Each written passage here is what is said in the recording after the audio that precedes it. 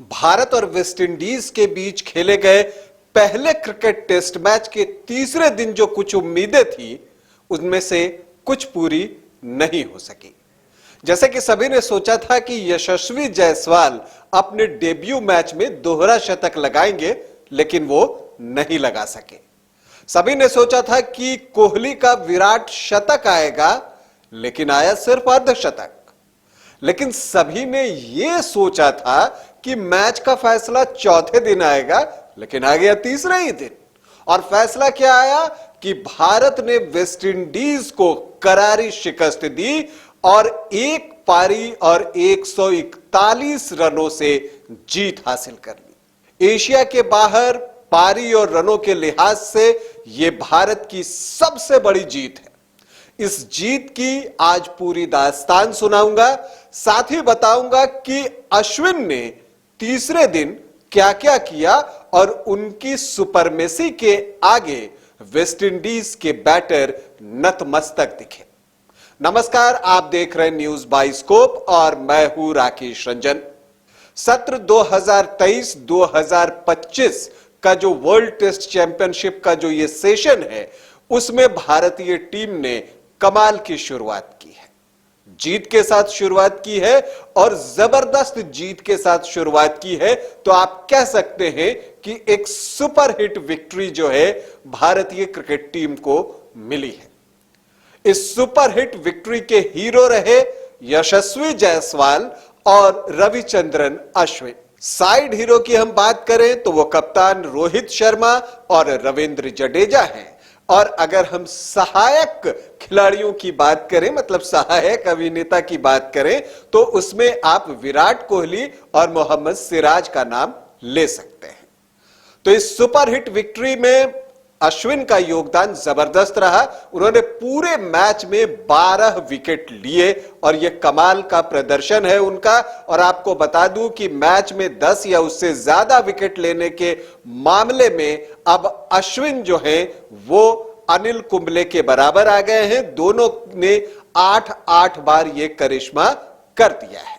तो टॉप पर पहुंच गए हैं अश्विन, और टॉप का रहा उनका प्रदर्शन भी। वेस्टइंडीज की टीम से जब भारतीय टीम की बढ़त 271 रनों की हो गई तो कप्तान रोहित शर्मा ने पारी घोषित कर दी थी।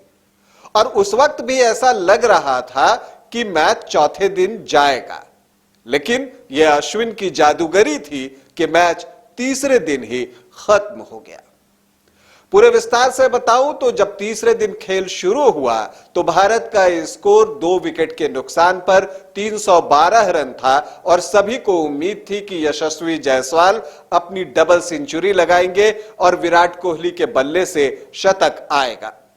लेकिन दुर्भाग्य से ऐसा कुछ नहीं हो सका। यशस्वी जायसवाल ने 150 रन बनाए और 171 रनों के व्यक्तिगत स्कोर पर आउट हो गए। अल्जारी जोसेफ ने उन्हें वापस पवेलियन भेजा तो 171 रन बनाकर यशस्वी जायसवाल आउट हुए। और आप कह सकते हैं कि डेब्यू मैच में सबसे ज्यादा रन बनाने के मामले में वो अपने कप्तान रोहित शर्मा और उनके पूर्व ओपनिंग पार्टनर शिखर धवन से पीछे छूट गए, तीसरे नंबर पर रहे।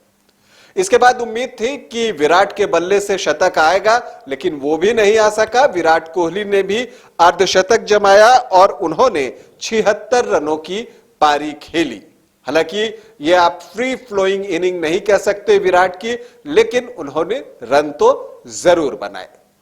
इसके बाद ईशान किशन आए और पहला क्रिकेट टेस्ट मैच खेल रहे थे, उनसे उम्मीदें थी, लेकिन टेस्ट क्रिकेट का जो टेस्ट होता है उन्होंने भी चखा और पहला रन बनाने के लिए उन्हें 20 गेंदें लगी। और जैसे ही उन्होंने पहला रन बनाया, कप्तान रोहित शर्मा ने पारी घोषित कर दी।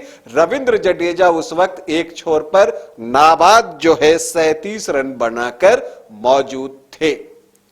तो यहां पर डिक्लेरेशन आता है 421 रन, 5 विकेट के नुकसान पर भारत का स्कोर था और जो कुल बढ़त थी वो 271 रनों की थी पहली पारी के आधार पर। यह बड़ी लीड थी। दूसरी पारी की शुरुआत होती है वेस्टइंडीज की और जो पहला झटका लगता है वो रविंद्र जडेजा देते हैं। और रविंद्र जडेजा पहला झटका देते हैं और फिर उसके बाद अश्विन जब एक्शन में आते हैं तो फिर उन्होंने विकेटों की लाइन लगा दी और देखते ही देखते 7 विकेट ले लिए। जडेजा को 2 विकेट मिला, 1 विकेट सिराज को मिला। वेस्ट इंडीज की तरफ से अगर मैं बात करूं तो एले कैथानेस के अलावा कोई भी खिलाड़ी प्रभावित करता हुआ नहीं दिखा। अब सवाल उठता है कि वेस्ट इंडीज की टीम क्यों हारी? तो इसकी जो सबसे बड़ी वजह है कि जो उनकी सोच है वो गलत डायरेक्शन में था। आमतौर पर होता क्या है कि आप अपनी पिच पर खेलना चाहते हैं, मतलब जो आपका स्ट्रांग पॉइंट है, लेकिन वेस्ट इंडीज की टीम भारतीय टीम की पिच पर खेलना चाह रही थी जो भारतीय टीम का स्ट्रांग पॉइंट है। और पिच भी ऐसी जैसे लगे कि मुकाबला भारत में हो रहा है, स्पिन फ्रेंडली विकेट। देखिए, भारत की कमजोरी जो थी वो इनएक्सपीरियंस्ड पेस बॉलिंग थी, लेकिन यहां पर वेस्ट इंडीज की टीम ने स्पिनिंग ट्रैक देकर भारत का काम आसान कर दिया। तो यहां पर जो एक आप टिमिड सोच जो कहते हैं ना, डर जाना, वो वेस्ट इंडीज की टीम डर गई थी और इसलिए उसने फास्ट विकेट नहीं बनाए थे, क्योंकि उसे भारतीय तेज गेंदबाजी डिपार्टमेंट से ज्यादा डर इस बात का था कि उनके बैटर्स नहीं टिक सकेंगे। लेकिन अश्विन जडेजा के सामने स्पिनिंग ट्रैक पर तो बड़े बड़े बैटर्स नहीं टिक पाते और यही हुआ। पूरे मैच में रविचंद्रन अश्विन ने 12 विकेट लिए। और बात करें अगर आप रविंद्र जडेजा की, तो उन्होंने पूरे मैच में 5 विकेट लिए।